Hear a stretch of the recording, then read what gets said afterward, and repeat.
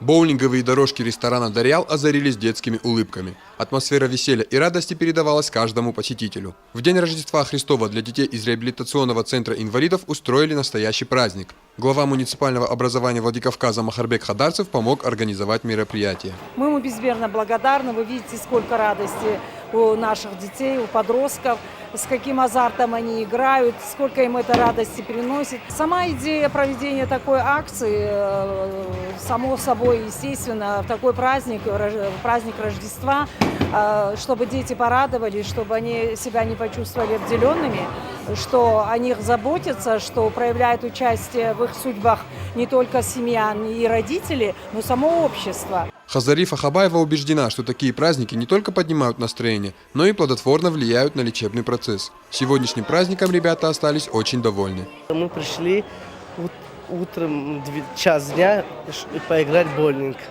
Мне очень понравилось, я благодарен, большое спасибо. Подобные мероприятия проводятся довольно часто. Ни один день рождения в этой маленькой семье не проходит без торжества. В центре реабилитации каждый чувствует себя полноценным человеком. Мурат Гадиев, Сабина Алборова, Тимур Мазаев, Заур Цеов, Осетия ТВ.